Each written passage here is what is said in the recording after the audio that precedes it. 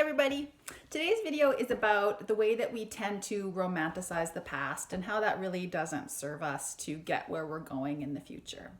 So whether you are longing to get back to the weight you wore in high school or the jeans that you wore in university, or you're thinking back to how you felt when you first met your husband or your partner and you remember those butterflies and that feeling of anticipation and you're longing to have that in your relationship now.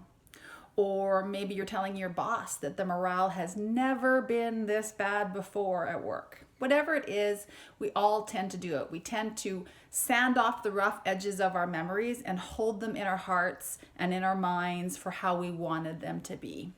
So we can absolutely get a great deal of joy from reminiscing with friends and family about things that happened, and that's a good thing. But what isn't a good thing is if we're trying to get back to the way something was before, because the truth is it probably wasn't really the way that we are holding it in our minds. So the high school weight thing. Were you probably super thin and fit? Probably, because 16 and 17-year-olds tend to be that way. But did you actually feel the way that you want to feel from achieving that now? Did you know you were beautiful? Did you always put yourself out there? Were you full of confidence about your appearance? Probably not. You were probably struggling with it then if you're struggling with it now. Or those feelings that you're wanting to get back into your relationship, those anticipation and those butterflies. And those do feel great and they were real, but really they're just hormone rushes that help us to connect to people and let ourselves relax and learn who we really are. So yeah, those things felt good, but did you really know each other? And were you really able to be yourself? Or were you worrying about the next thing you say, the next thing you do, the next thing that you wear?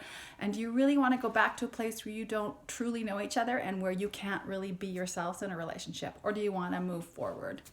And the morale at work thing.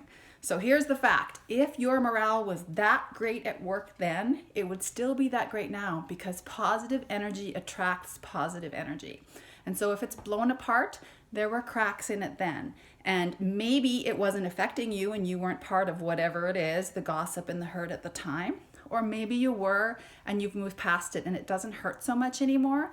Whatever it was, if it's blown apart, there were cracks there before, okay?